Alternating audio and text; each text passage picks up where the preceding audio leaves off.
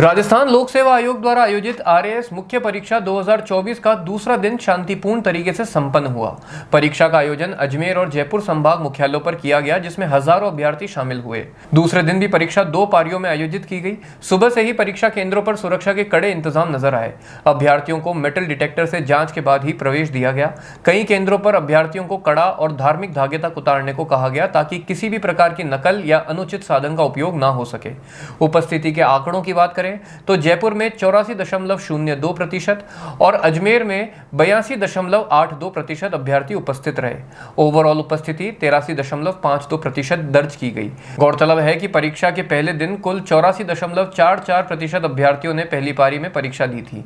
हालांकि तकनीकी गड़बड़ और कुछ केंद्रों पर पेपर बिगड़ने की वजह से 141 अभ्यर्थियों ने दूसरी पारी में परीक्षा नहीं दी। इसका असर दूसरे सत्र की उपस्थिति पर पड़ा और यह घटकर 83.78% पर आ गई।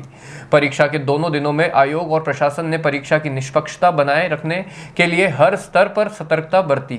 नकल रोकने के लिए केंद्रों पर मोबाइल जैमर, सीसीटीवी कैमरे और फ्लाइंग स्क्वाड तैनात किए गए। अब सभी की निगाहें परिणाम और अगले चरण की प्रक्रियाओं पर टिकी है। आयोग द्वारा उत्तर पुस्तिकाओं की जांच और परिणाम जारी करने की प्रक्रिया जल्द शुरू की जाएगी।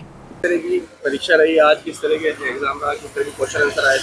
पेपर में मेनली जो करंट रिलेटेड जो भी इशू है, जैसे डोनाल्ड ट्रंप वाला जो मुद्दा चल रहा है, गवर्नर से रिलेटेड जो भी इशू है तमिलनाडु का, वो भी चल रहा है करंट में। इससे ज़्यादा मतलब पॉलिटी में ये ज़्यादा पोर्सन था। किस तरीके से तैयारी की थी आप लोगों ने?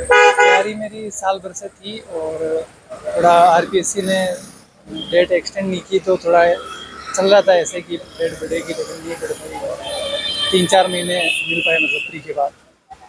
इससे रिलेटेड क्वेश्चन आए थे? इसमें पॉलिटी था और पब्लिक एडमिनिस्ट्रेशन और बिहेवियर। किस तरह की तैयारी थी आपके परीक्षा के अंदर ठीक थी, बढ़िया थी। आपका नाम बताइए। मेरा अमित चौल था। किस तरह का आप पेपर आया था? पेपर डे बाय डे इनका थोड़ा लेवल ऊपर होता जा रहा है। अब इनका यूपीएससी की तरफ जा रहे हैं। पहले तो फैक्ट्स पूछते थे, अब थोड़ा एनालिटिकल बेस है। मतलब पेपर में ही सोचना पड़ता है, चाहे घर से कितना ही पढ़ गया हो, पर यहाँ सोचना पड़ेगा। एकदम ऐसे मतलब रटा रटाया तो यहाँ काम ही नहीं कर रहा। पेपर के अंदर जो सवाल आए ना? हाँ, पेपर के अंदर सवाल जैसे कि अब पॉलिटी में भी कुछ, जब गवर्नर के इशू चल रहे हैं तो गवर्नर के सवाल आए थे, और पब्लिक एडमिनिस्ट्रेशन में भी बहुत डीप में गए हैं पूछने के लिए। तो मतलब जिसको पूरी नॉलेज होगी वही आंसर दे सकता है, ऐसे आधा अधूरा तो फिर नहीं बन पाएगा। क्या नेट कवर करिए? ज़्यादा जैसे इन्होंने करंट भी काफ़ी कवर किए। पॉलिटी का पेपर आया तो उसमें करंट काफ़ी है, जैसे तमिलनाडु का इशू हुआ है गवर्नर का, और प्रेसिडेंट है उसमें, तो इन सब का पूछा है। और फैक्ट्स वगैरह का मैम करंट पे बेस है पूरा, ऐसा है। किस तरह से तैयारी की थी आपने? तैयारियाँ, ये मेरा पहला अटैम्प्ट है, उस हिसाब से मैंने तैयारी तो अच्छी करी थी मैंने। हाँ, पर पेपर का लेवल अब अच्छा हो गया इनका। तो परीक्षा केंद्रों पर किस तरह की तैयारी थी आरपीएससी पर? आरपीएससी द्वारा अच्छी लगी तैयारियाँ वगैरह। हाँ, इन्होंने सारा बंदोबस्त कर रखा है, सिक्योरिटी वगैरह पूरी है, और फैसिलिटीज़ सारी है, और टीचर्स वगैरह पूरा कोऑपरेट कर रहे हैं। कोई परीक्षा के दौरान कोई परेशानी हो रही? हाँ, परेशानी खास तौर पे कोई परेशानी आई नहीं।